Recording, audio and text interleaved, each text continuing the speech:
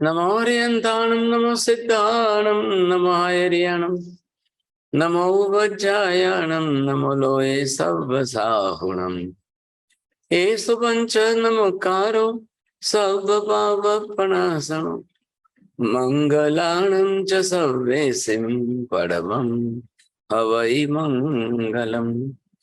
जय जगजीव जोनि वियाणो जगगुरु जगानन्दो जगन्नाहो जगबंधु जय जगप्रिया महोभयवम् जय सुयाण बभवो तीर्थयराणम् अपचिमो जय जय गुरुलोगाणम् जय महप्पा महावीरो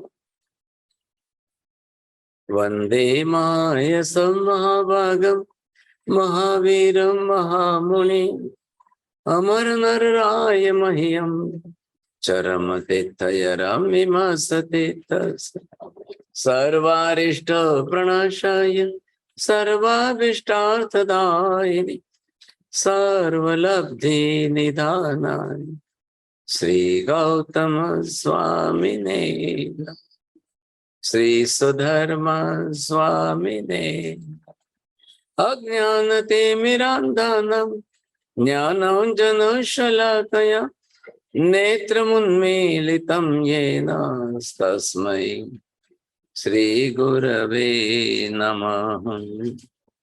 धर्मलाभ भागशाली बहुत बहुत आभार। हाँ जी बोलिए। सभी को सादर जय जिनेन्द्र। गंधर्वाद की 188वीं कक्षा में आप सभी का हार्दिक स्वागत है। पूर्व कक्षा में हमारी चर्चा जो व्यक्त स्वामी की मान्यता है कि वह शून्यवाद जो बौद्ध दर्शन में शून्यवाद को बताया गया है, उसी की चर्चा चल रही थी, जिसमें महाराज साहब ने उन्हीं से करते हुए कहा कि आप किस प्रकार से शून्यवाद की सिद्धि करते हो। जितनी भी संसार में वस्तुएं उन्हें ये कहते हो कि किसी का ही अस्तित्व नहीं है। फिर कहा गया कि आप अगर पंच महाभूत के अस्तित्व को स्वीकार नहीं करते तो आप क्या हो, क्या इनसे अलग, ये प्रश्न किया गया था।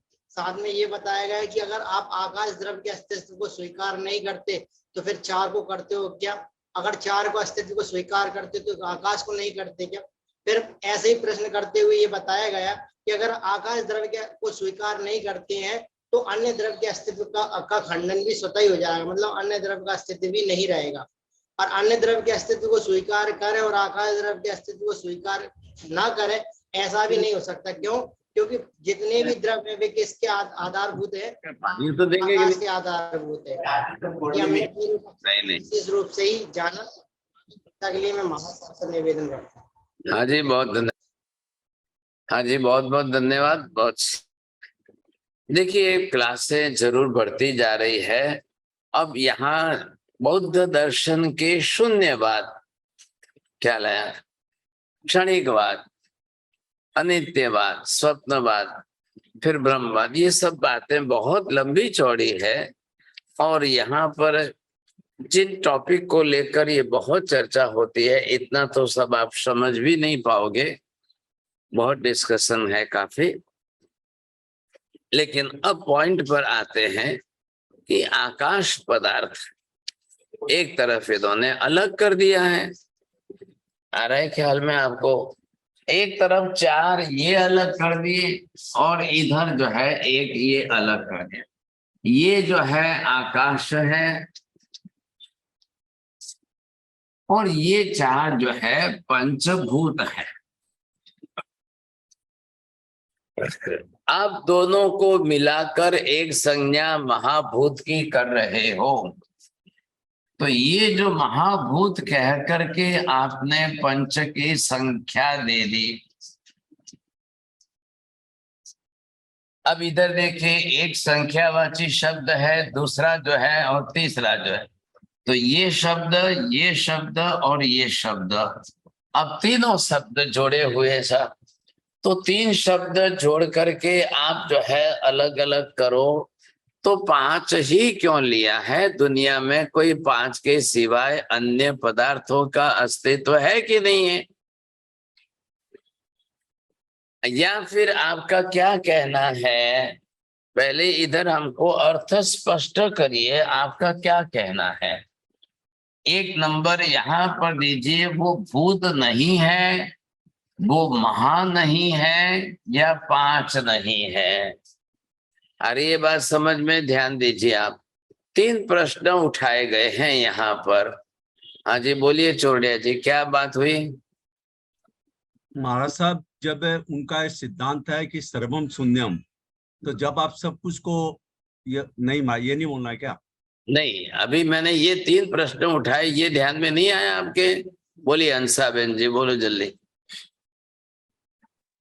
हाँ, वो तीन प्रश्न ये है, पहले तो वो भूत ही नहीं है या भूत है कि नहीं है, दूसरा महा है कि नहीं है, और पांच ही है या दूसरे भी गिनते हैं कि नहीं। वेरी गुड, बहुत धन्यवाद आपको। देखिए आगे इन्होंने क्या लगाया, इन्होंने अपनी शंका के कारण जो है नहीं है ऐसा, ये आपने निर्णयात्मक वाक्य बोला है। तो इधर आपको क्या करना है, इन तीन के अंदर जो है तीन का कारण बता करके इनको सेट करिए, क्या नहीं है। अब आप पहले यहाँ पर जो है ये लगाया क्या, तो क्या नहीं है, तो ये प्रश्नात्मक करना है कि आंसर वाला सेंटेंस बनाना है। पंच महाभूत नहीं है, क्वेश्चन मार्क देकर अफर्मेटिव सेंटेंस बनाना है, या सिंपल सेंटेंस के अंदर क्या शब्द निकाल करके अर्थ के रूप में पंच महाभूत नहीं है इतना ही देना है आपको। तो फिर यहाँ पहला प्रश्न ये आया, क्या पांच नहीं है। नंबर दो, क्या वे महा नहीं है, क्या वे भूत नहीं है। आपको इसके अंदर से अब किसको क्या अर्थ दे करके बोलना है, मेहता जी बोलिए। पहले ये तीन क्वेश्चन कर लो क्लियर। क्या पांच नहीं है, क्या महा नहीं है, या क्या भूत नहीं है। हाँ ये तीन बरोबर। क्वेश्चन पूछे। हाँ क्यों बनाए, ये तीन क्वेश्चन क्यों किए हैं। क्योंकि ये तीन शब्दों से बना हुआ एक संधि शब्द है पंच महाभूत, और वो पंच महाभूत नहीं है ये कहते हो, तो उसमें से क्या नहीं है वो कहते हैं, वो क्लैरिफिकेशन करना है। अभी आज की इस क्लास में सब आपको ही बोलना है। ये सभी नए ये मेहमान जितने बैठे हैं ना, इन लोगों ने पहली क्लास के अंदर बहुत दिमाग का दही कर लिया है, थक गए। तो अब सब ध्यान रखना, सब आपको बोलना है। चोरडिया जी है क्या, अभी तैयार है कि फिर थक गए।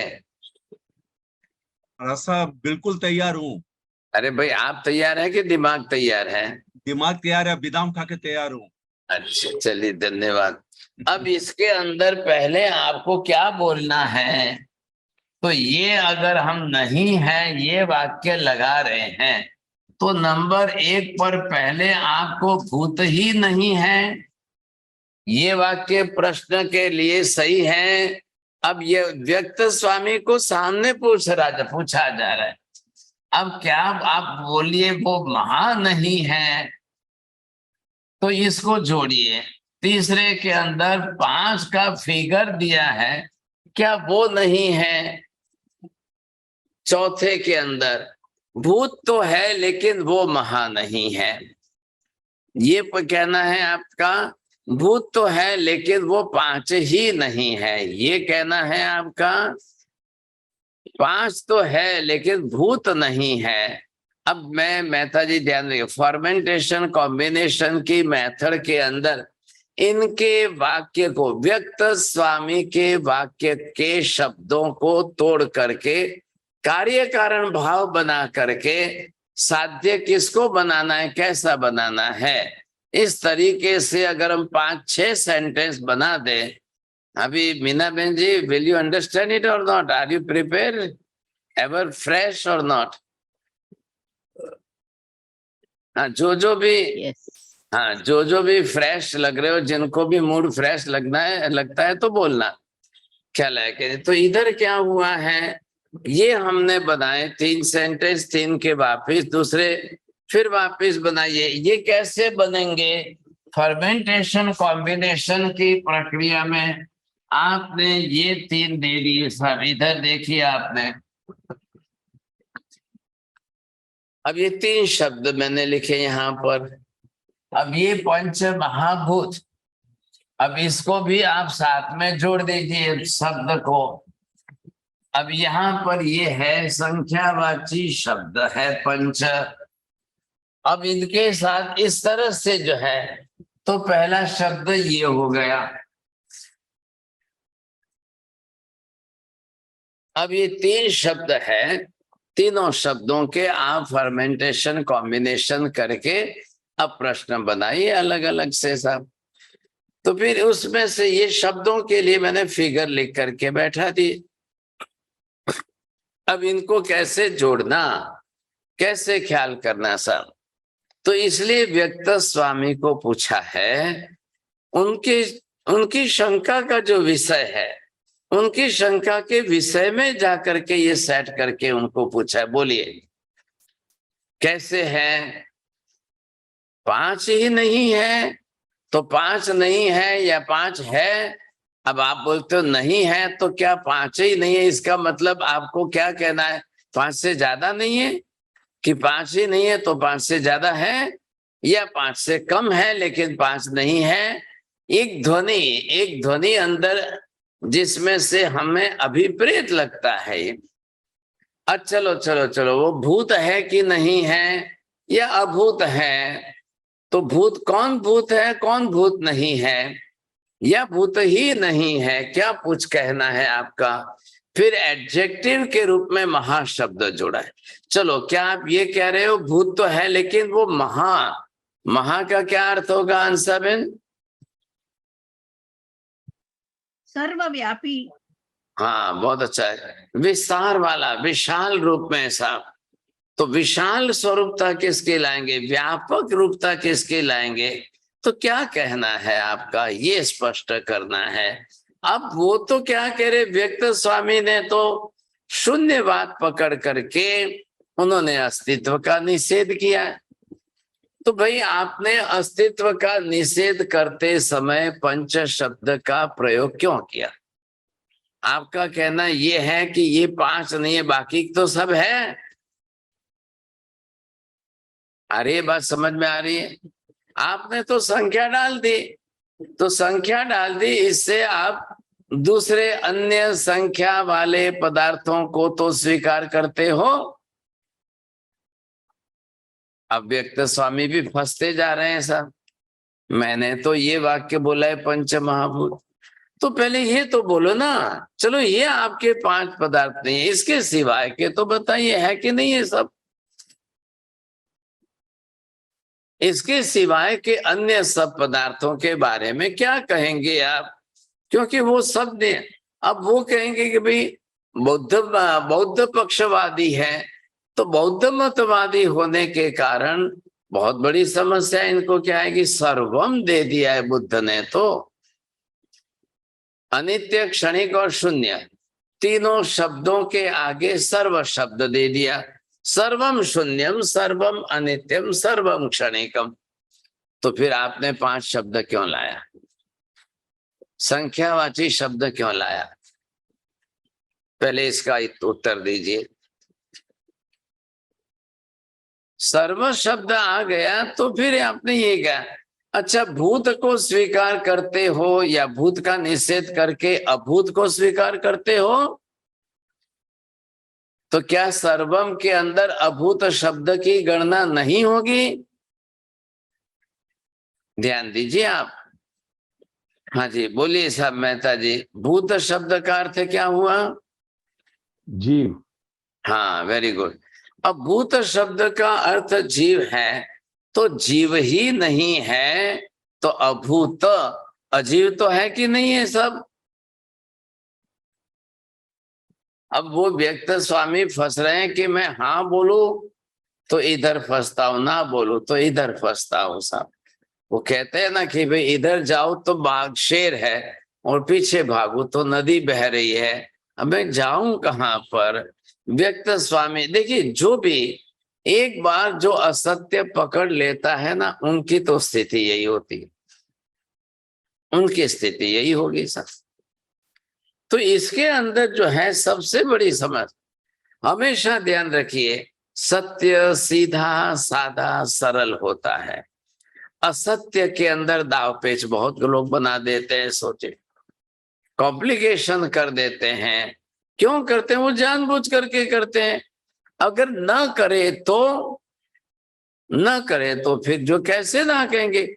क्योंकि हमेशा ध्यान रखिए, संसार में जिसका आप निषेध करते हो, अस्तित्व हो उसी का निषेध कर सकते हो। जिसका अस्तित्व ही नहीं होता है उसका निषेध कोई कर ही नहीं सकता है। बोलो क्या बोला?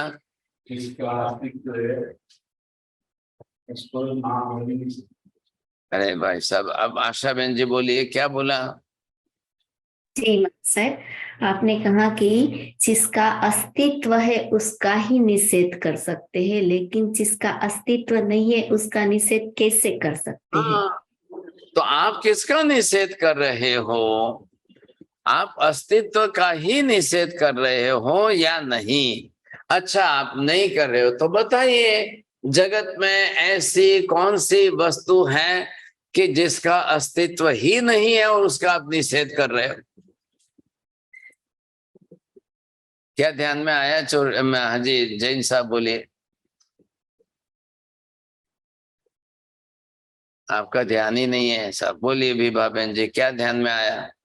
सर जी, आपने बताया जगत में जिसका अस्तित्व ही नहीं है उसका निषेध कैसे कर सकते हो? तो ऐसा कौन सा है? ऐसा एक तो नाम बताओ, ऐसा कोई पदार्थ है कि जिसका अस्तित्व ही नहीं है और आप निषेध कर रहे हो? बोलो कौन है? नहीं हो सकता। हाँ, तो ऐसा पदार्थ तो नहीं करे। अब यहाँ पर आप निषेध कर रहे हो तो इस नियम के आधार पर क्या समझना, ये अस्तित्व है इसीलिए निषेध कर रहे हो। तो जिसका भी अस्तित्व होता है उसका यदि आपको निषेध करना हो तो संयोग से, क्षेत्र से, काल से, किसी न किसी निमित्त से ही आप निषेध कर सकते हो, नहीं तो नहीं कर सकते हो। क्या शब्द बोला? जैसे इस शरीर में अभी आत्मा नहीं है तो आप शॉर्ट फॉर्म में बोलोगे क्या? जीव न थे, जीव नहीं है। तो जीव नहीं है ये बोलने के संबंध और संदर्भ देना पड़ेगा। इस समय इस शरीर में अब वो नहीं रहे। ख्याल है? आप अंग्रेजी में नाउ ही इज नो मोर, अब ये लैंग्वेज जब यूज करते हो तो मतलब किसके लिए कह रहे हैं? इस शरीर में थोड़ी देर पहले उनकी आत्मा थी, वो जीव था, अब वो नहीं रहे, जीव शरीर छोड़ के चला गया। तो अस्तित्व का निषेध मतलब वस्तु का अभाव या वस्तु के संयोग संबंध का निषेध। क्या प्रश्न समझ में आया? अंसा बेन बोलो। अभी उषा बेन जी, आप थक गए हैं कि बैठना है कि बोलना है कि सो जाएंगे आप? नहीं अभी संयोग संबंध का निषेध। हाँ चलो, अच्छा है। तो ये संयोग संबंध का निषेध कर रहे हो या अस्तित्व का निषेध कर रहे हो? तो आप तो अस्तित्व का निषेध कर रहे हो। फिर एक तरफ 5 की संख्या कैसे बैठेगी? एक तरफ महा के विशेषण वाला शब्द कैसे बैठेगा? और तीसरा भूतवाची शब्द कैसे बैठेगा? तो क्या मतलब ये हुआ कि 5 के सिवाय के अन्य पदार्थ तो हैं? यही कहना है आपका? 5 के सिवाय वाले अन्य पदार्थ तो आप स्वीकारने को तैयार हो, या जो महा नहीं है वो आप स्वीकार रहे हो कि महा नहीं स्वीकारते हो? क्यों नहीं महा स्वीकारते हो? क्योंकि जो महा होते हैं ना उनका विस्तार बड़ा विशाल व्यापक होता है, आप उसका निषेध करते हो। नहीं नहीं नहीं, पृथ्वी इतनी व्यापक नहीं हो सकती है, पानी इतना विशाल व्यापक नहीं हो सकता है। अग्नि जो है वो तो घर के गैस में ही, चूल्हे में ही रखती है। इतनी विशाल व्यापक अग्नि नहीं हो सकती है। वायु इतनी विशाल व्यापक नहीं हो सकती है। आकाश इतना विशाल व्यापक नहीं हो सकता। क्या कहना क्या है आपका? तो ठीक है, चलिए, अग्नि आपके किचन में है, वो विशाल व्यापक नहीं हो सकती है, महारूप में नहीं हो सकती है, तो ठीक है, स्वीकार लो। तो महान नहीं स्वीकारो तो छोटे स्वरूप में तो स्वीकारोगे, तो सूक्ष्म स्वरूप में तो स्वीकार लोगे। भाई कुछ जीव तो स्थूल भी होते हैं, कुछ जीव तो सूक्ष्म भी होते हैं। अब उनको ये पूछा गया, अगर आपको महान नहीं स्वीकारने हैं, हाँ जी, इधर आपको क्या है, अपोजिट वर्ड देना है। ये जो है महा है, तो ये हो गया महा। अब इसका अपोजिट क्या हो जाएगा? हाँ जी बोलिए, इसका अपोजिट आपको क्या देंगे? ये महास्वरूप है, तो ये छोटा स्वरूप दीजिए ना आप। ये महास्वरूप है, तो इसका अपोजिट सूक्ष्म दे दो।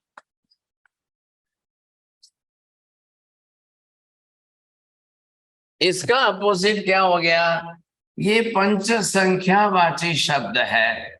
ये पंच शब्द जो संख्या के अंदर 5 है, तो अब इसका अपोजिट क्या दोगे? 6 दोगे या 4 दोगे? क्यों 6 देंगे? ज्यादा करना है तो 6 दोगे, कम करना है तो 4 दोगे। चलिए, इसका अपोजिट क्या देंगे आप? ये क्या है? ये भूत है। चलो, भूत का अपोजिट दे दो, अभूत कहना है आपको। ये बोलिए ना पहले। ये 5 जो है, पृथ्वी, पानी, अग्नि, वायु, ये 5 भूत नहीं है, अभूत है। आप भूत का निषेध करते हो, तो चलो फिर अभूत की बात स्वीकार लो। अगर इधर ये जवाब देकर के हाँ बोलने जाए, तो सर्वम क्षणिकम का सिद्धांत टूट जाता है। सर्वम अनित्यम का सिद्धांत इनका टूट जाता है, क्योंकि बुद्ध धर्म ने, इन्होंने पहले सर्वम शून्यम शब्द दिया है, सर्वम क्षणिकम ये बात सिद्धांत के रूप में स्वीकार ली है। तो फिर कैसे होगा? फिर कैसे होगा? आ गई बात समझ में आपको? आज नहीं समझ में आ रहा है छोड़िया जी? आपको कुछ कम आ रहा है, समझ रहा है, मुझे ऐसा नहीं लगता महाराज साहब, नहीं एकदम क्लियर है महाराज। सर्वम बोलिए। शून्यम यदि आप बोल देते हैं तो सभी कुछ शून्य कर दिए, तो बाद में सर्वम खनिकम, सर्वम अनित्यम तो गुण धर्म है, तो वो कैसे आएंगे फिर? हाँ जी, तो यहाँ पर अभी गुणधर्म को बीच में मत लाना। यहाँ पर जो है, ये 3 शब्द मैंने अलग विभाजित किए हैं और उनके अपोजिट दे दिए हैं। तो आप अगर ये पंच महाभूत नहीं है, चलो ठीक है, 5 नहीं है ना, कम ज्यादा है, 6 है कि 4 है, इसका जवाब दो। चलो, महा नहीं है तो वो सूक्ष्म है, फिर महा नहीं है, वह व्यापक रूप में महा नहीं है, तो किस रूप में है? फिर वो जवाब दीजिए ना। भाई इतने बड़े विस्तार में 100 किलोमीटर में तो अग्नि आग देखने नहीं मिलती है ना। तो आपके घर की गैस पर जो अग्नि है, तो वो तो स्वीकार करते हो कि नहीं? अब ये फंस गए ऐसे, इतो व्याग्रस्त तो तटे, इधर जाऊं तो बाघ है, शेर है, और इधर जाऊं तो नदी है। अब मैं जाऊं तो कहाँ? पीछे जाऊं तो कुआं है, आगे जाऊं तो शेर है। अब क्या करना? तो ये तो कह रहे भी मैंने तो सर्वम क्षणिकम, सर्वम अनित्यम, सर्वम शून्यम। तो भी जब आप दे दो ना, सर्व शब्द बोल दो। 5 शब्द क्यों? पंच की संख्या क्यों दे रहे हो? तो क्या पंच की संख्या भी अस्तित्व में पहले से है? अब यहाँ बोल रहे हैं भाई साहब 5 की संख्या तो है, संख्या के लिए मैं कैसे निषेध करूं? क्यों संख्या का निषेध नहीं करते हैं? क्योंकि संख्यावाची शब्द है ना, तो संख्या का तो निषेध नहीं हो सकता है। संख्या स्वयं तो अपने आप में तो पदार्थ नहीं है। आ गई बात ख्याल में? तो संख्यावाची शब्द किसके लिए है फिर?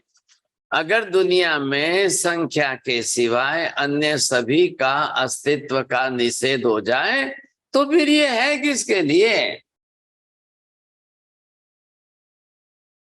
क्या बात समझ में आई है आपको मीना बहन ji? Are you understanding it? What is Vyapak, the measurement? व्यापक in the sense all pervading. Okay. All pervading, which is already spread everywhere. Without that thing, nothing can exist, you see. This is the already spread everywhere. तो ये कैसे करेंगे आप? इसको कैसे बैठाएंगे बात को?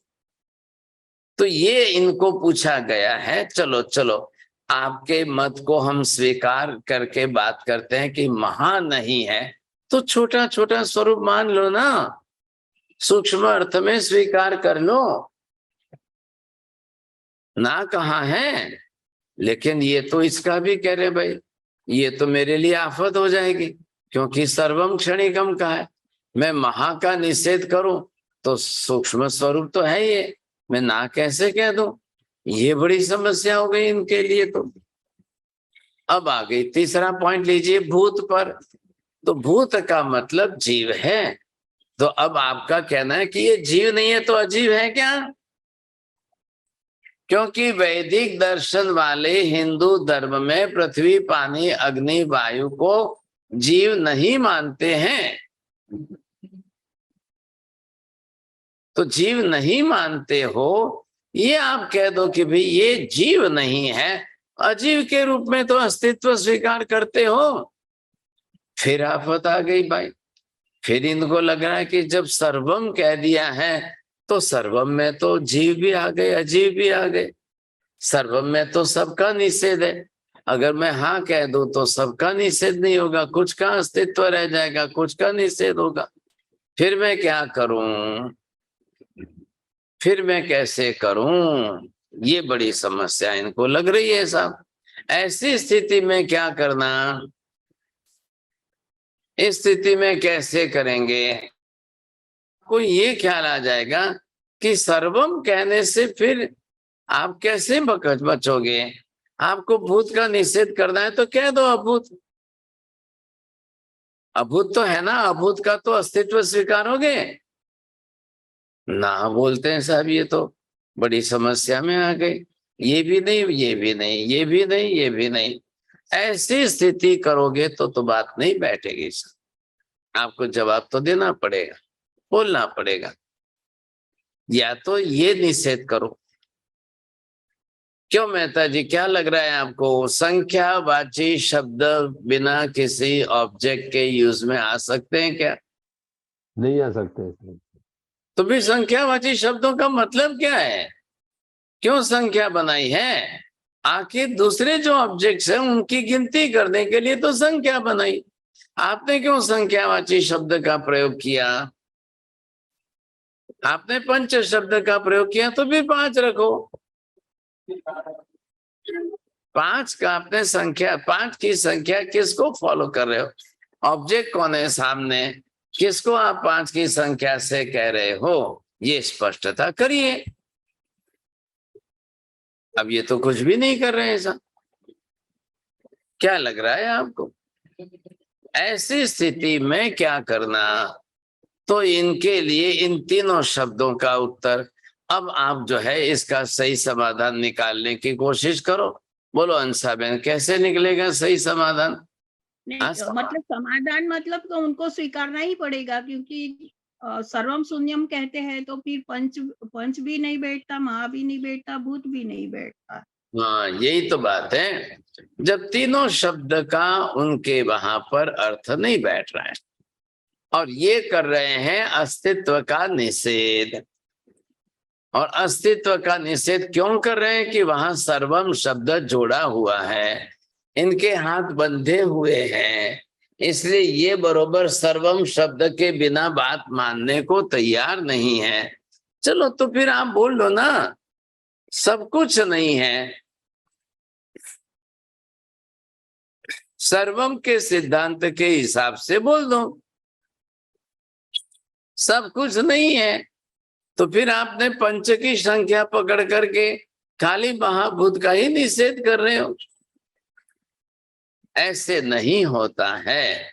युक्तियां प्रमाण से ही चलती है, तर्क प्रमाण के आधार पर चलता है। आपको जिसका निषेध करना है तो बरोबर करिए, लेकिन आप बात को सही ढंग से बैठाइए सब। अब ये मानने को तैयार नहीं है सब। तो यहाँ पर जहां सब वहां न जायम, क्योंकि ये सर्वथा निषेध कर रहे हैं, सर्व पदार्थों का निषेध कर रहे हैं, तो अब इनको कह दिया जब सबका निषेध हो गए तो आपका भी तो निषेध हो गया कि नहीं हो गया। आपका अस्तित्व रहेगा, बाकी सबका निषेध हो जाएगा। अस्तित्व का निषेध करोगे, बताइए आप खुद अस्तित्व में हो कि नहीं हो। चलिए अब बताइए, आपके शरीर में पृथ्वी तत्व है कि नहीं, आपके शरीर में पानी जल तत्व है कि नहीं, आपके शरीर में अग्नि तत्व है कि नहीं, आपके शरीर में वायु तत्व है कि नहीं, आपके शरीर में आकाश तत्व है कि नहीं। ये जो शरीर की रचना की, तो शरीर की रचना के अंदर इन पांचों महाभूतों का अस्तित्व आया कि नहीं आया।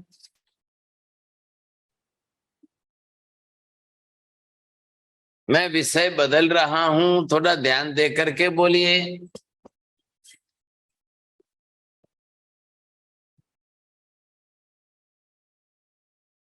इसमें तो कोई समाधान निकला ही नहीं है साहब। अब आप ये बताइए कि कैसे।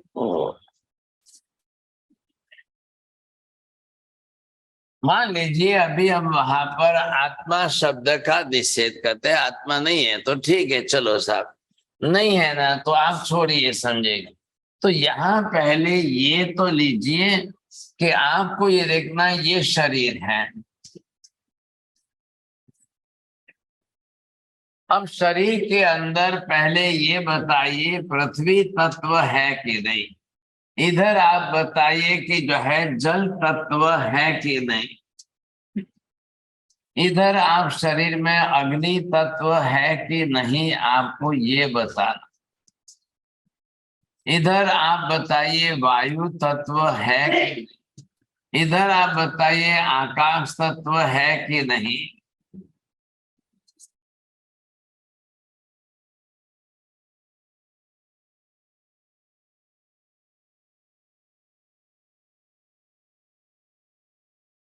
ये 5 पदार्थ हुए साहब। बिना पानी का ब्लड किसी के शरीर में है क्या।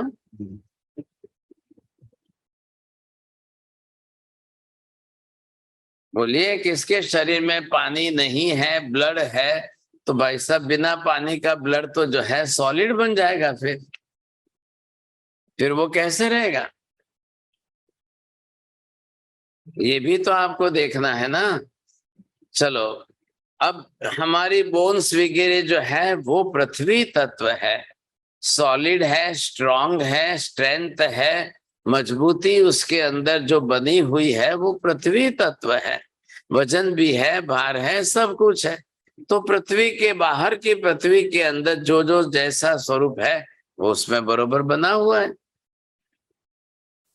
इधर देखिए आप जल तत्व का लिक्विड फॉर्म, हमारा ब्लड जो है अंदर लिक्विड फॉर्म में है, तो लिक्विड में पानी आया कि नहीं आया। सबके शरीर में कंपलसरी पानी होता ही है। आप पानी पीते हो कि नहीं पीते हो। जब बरोबर पानी पीते हो फिर आप निषेध नहीं कर सकते हो। अग्नि तत्व, हम पेट पर हाथ रखें तो गर्म क्यों लगता है, सिर पर हाथ रखें यहाँ पर गर्म क्यों लगता है। वो गर्मी क्या है, वो गर्मी डेड बॉडी में क्यों नहीं महसूस होती है। डेड बॉडी का और लिविंग बॉडी का, दो का सबसे बड़ा सिम्टम क्या है। वो कह रहे हैं कि भाई वो तो ठंडी हो गई, आ रहा है ना ख्याल में? वो जो है डेड बॉडी जो है बाहर जो रखी है वो तो बिल्कुल ठंडी हो गई सा, अब उसमें कुछ नहीं बचा है, गर्मी ही नहीं है सा। हमारे शरीर में क्या, हम क्यों नहीं बोलते हमारा शरीर ठंडा हो गया? हमारे शरीर में तो बरोबर गर्मी बनी है।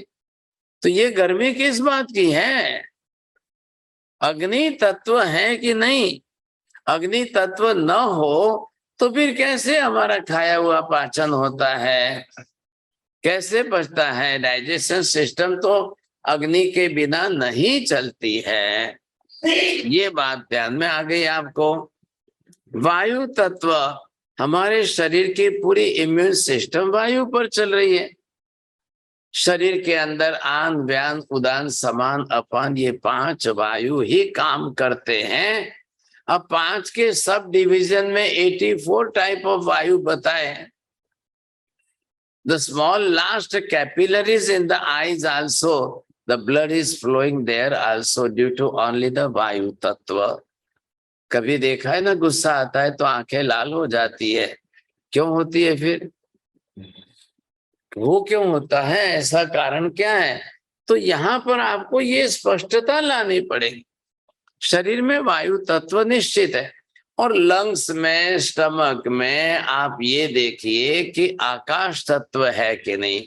आकाश का मतलब एम्प्टी स्पेस, खाली जगह है कि नहीं। हमारा खाया हुआ खुराक कहाँ जाता है? आपने जो खाया वो आधा किलो खाया, 1 किलो खाया, कहाँ गया वो? अगर शरीर के अंदर इस आहार को बाहर से जगह देने वाला कोई नहीं होता तो कहाँ से आया आधा आहार अंदर? कैसे गया वो अंदर?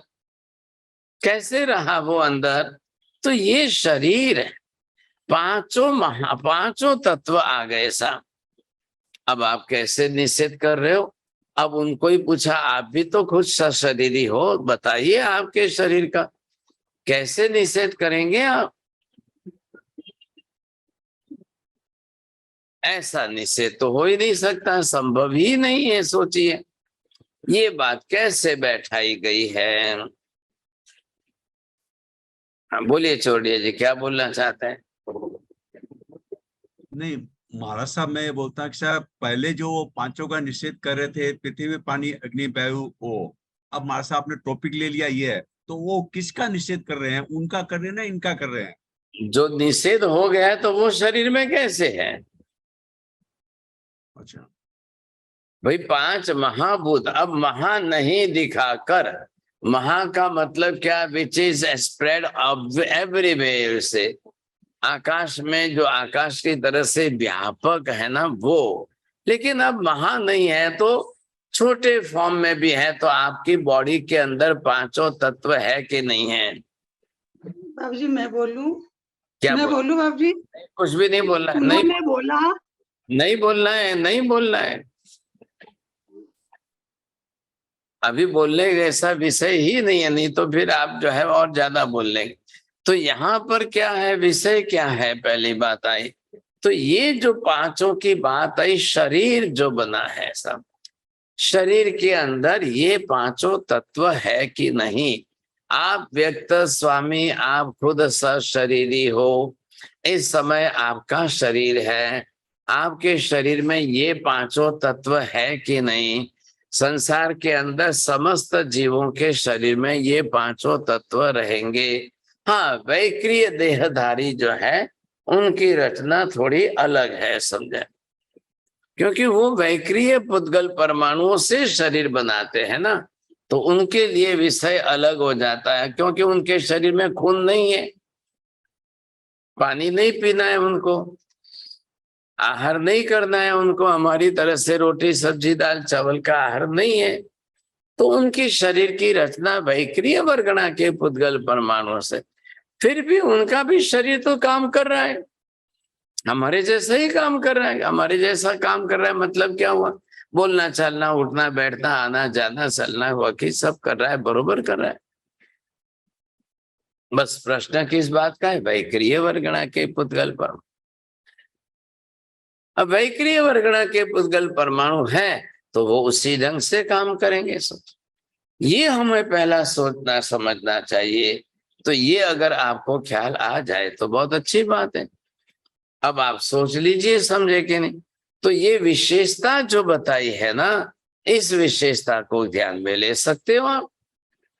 तो कैसे आप निषेध क्यों कर रहे हो? अस्तित्व का अभाव कह करके आप निषेध कर रहे हो, ये उचित है? कल हम इसका विचार करेंगे। अस्तित्व के अभाव का निषेध होता है, संयोग का निषेध होता है, संबंध का निषेध होता है, आधार आधे के आधार निषेध होता है। अब आप किसका निषेध कर रहे हो? संख्या का निषेध नहीं कर रहे हो, लेकिन संख्या से जिसकी गणना होती है उन ऑब्जेक्ट को आप निषेध कर रहे हो। ये क्यों कर रहे हो फिर आप?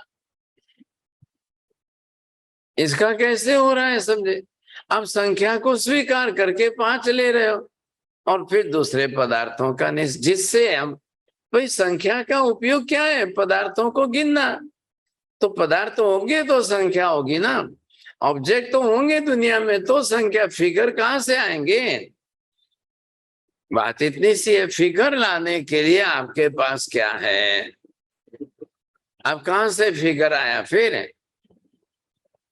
तो यही तो व्यवस्था है यहाँ पर। संसार के अंदर, मैथमेटिक्स के अंदर जो न्यूमरोलॉजिकल या ये अंक संख्या आदि है, तो आप क्यों समझते हो, क्यों पढ़ते हो, क्यों सीखते हो कि भाई संसार के अंदर हर चीज को गिनती करनी है, जहां भी गणना करनी है तो वहां संख्यावाची शब्द चाहिए।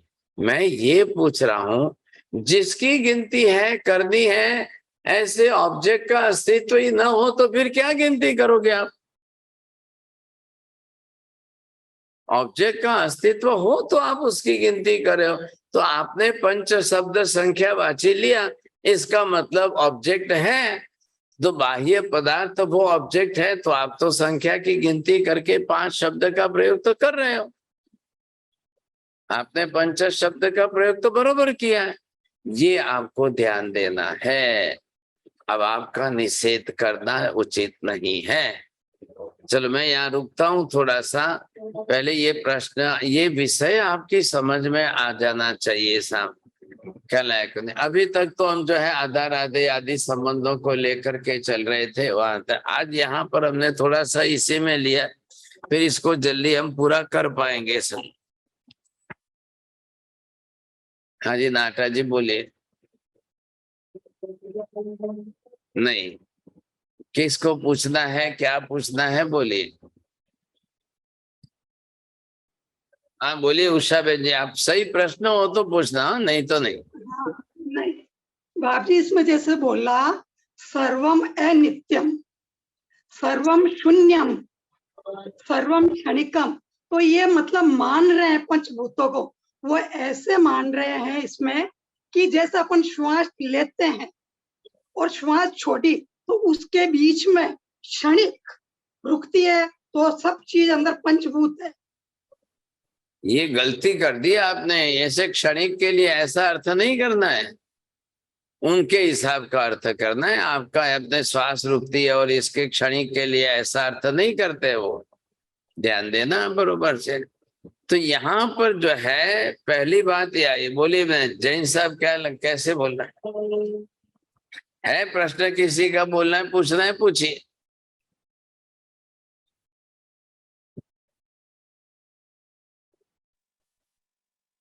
साहिब जी, ये जो वैदिक वाले जो 5 महाभूत को कहते हैं, तो वो पृथ्वी तत्व यानी कि पृथ्वी जैसा, ऐसा ना, पृथ्वी का ही जीव, वरना तो वो जीव है। तो जो हमारे बोन्स है वो तो पृथ्वी के तो नहीं ना। तो पृथ्वी काय के अंदर जो कैल्शियम की मात्रा है लाइम पाउडर में, तो उसी का तत्व हमारी बॉडी में आया, तभी तो कैल्शियम के कारण बोन स्ट्रांग बनी। पृथ्वी तत्व ही आया ना, पृथ्वी काय हमारा शरीर नहीं हो गया है। तो जिनके अंदर पृथ्वी काय है वो भी तो छोड़ देते, शरीर में से चले जाते, तो उनका भी तो शरीर बना रहता है कि नहीं? आपने रॉक सॉल्ट देखा है? तो रॉक सॉल्ट क्या है? पृथ्वी काय है। अब उसमें से जीव चले गए, अब वही तो आप नमक डाल करके रसोई में खा रहे हो, तो वो पृथ्वी तत्व आपकी बॉडी में आया। जी जी। तो पृथ्वी तत्व है ना, ऐसे कितने पदार्थ हम जो है जमीन के, चूना, लाइम पाउडर जो है पत्थर ही तो है। अब लाइम पाउडर जो है वो लाइमस्टोन है, अब उसमें से उन्होंने जला दिया, जला करके पाउडर बना दिया, वो चूना बना दिया, आप चूना खा रहे हो।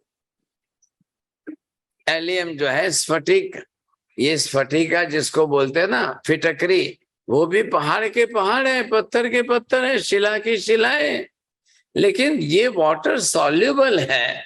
इसको हमने लाया, उसका भी पाउडर बनाया, वो भी दवाइयों में खाते हैं। तो कहने का मतलब कि बोन्स हमारी इतनी स्ट्रांग क्यों बनी है? पार्थिव तत्व है, पृथ्वी काय का जो पार्थिव तत्व है वो स्ट्रांग है। और वो स्ट्रांगनेस किसके कारण बनी है? कैल्शियम के कारण बनी है। तो जिसके शरीर में कैल्शियम प्रमाण में नहीं मिल रहा है, उसकी बोन्स कमजोर, वीक हो जाएगी। बात इतनी सी है। हाँ जी, बोलिए जैन साहब। महाराज साहब, फिर क्यों बोला जाता है कि ये तो पंच तत्व में विलीन हो गया? हाँ तो बरोबर है ना, क्या गलती है? हिंदू बोलते हैं ना ये तो। अरे भाई हिंदू बोले तो भी क्या हो गया, गलत कैसे है? गलत तो नहीं है, लेकिन इसका मतलब उनकी मान्यता है। हाँ तो है ना, बरोबर है ना, थोड़ी है। तो ये वक्त स्वामी ने क्या किया फिर? भाई साहब, व्यक्त स्वामी यहाँ पर वैदिक होकर, ब्राह्मण वाले होकर के भी बौद्ध मत को मानने लगे। अच्छा अच्छा। बौद्ध मत का विषय लेकर के इन्होंने प्रश्न उठाया और फिर शंका करके बात पकड़ रखी है। अच्छा अच्छा। तो पृथ्वी तत्व, हमारा शरीर जब जल जाएगा ना, तो जल जाएगा तो परमाणु बनना ही है। तो पृथ्वी भाई की हड्डियां कहाँ गई? लिक्विड प्रवाही रूप में जो पानी था, ब्लड था, वो कहाँ गया? वो भी जल गया कि नहीं? अग्नि तत्व था, वो कहाँ गया? वायु तत्व था, वो कहाँ? शरीर कहाँ गया? फिर वापिस जो है विलीन हो गया। कैसे विलीन हो गया? जब हमारा शरीर जल करके राख बन गया, वो राख ले जाकर के आप हवा में उड़ती जाती है, या आप ले जाकर नदी के प्रवाह में बहा देते हैं, तो भाई वो तो विलीन हो गया। पंच महाभूत तो बाहर है ये। अब पूरी दुनिया में पंच महाभूत है, तो उसमें जाकर ये विलीन हो गया, तो बचा क्या फिर? रहा क्या? जो बचा हड्डियां भी अगर कोई दाढ़ा बची है तो लोग जाकर के नदी में बहा देते हैं। अस्थि विसर्जन, आपने भी तो सुना है ना, अस्थि विसर्जन नदी में बहा देते हैं। अब बताइए, फिर वापस उन नदियों का पानी खेतों में आया, अब खेतों में वापस गेहूं चावल बना, फिर आपने गेहूं चावल क्यों खाया? आपको ना कहना चाहिए ना, अरे ये तो मरे हुए इंसान के राख के पानी से बना है, इसमें तो मरे इंसान के जो है एटम्स आ गए, मैं तो नहीं खाऊंगा। अब बताइए फिर आप कैसे क्या खाएंगे? तो ये तो प्रोसेस है, यही चल रही है ना पूरी दुनिया में। तो पृथ्वी का ये वैदिक लोग, हिंदू लोग मानेंगे पृथ्वी, पानी, अग्नि, वायु, वो सब ख्याल है। ये बौद्ध मत का सर्वम अनित्यम क्षणिकम लेकर के ये निषेध करते जा रहे हैं।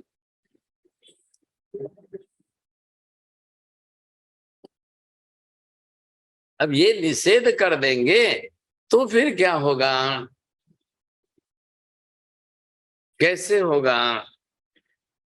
अस्तित्व का सर्वथा निषेध नहीं होता है, नहीं किया जाता है।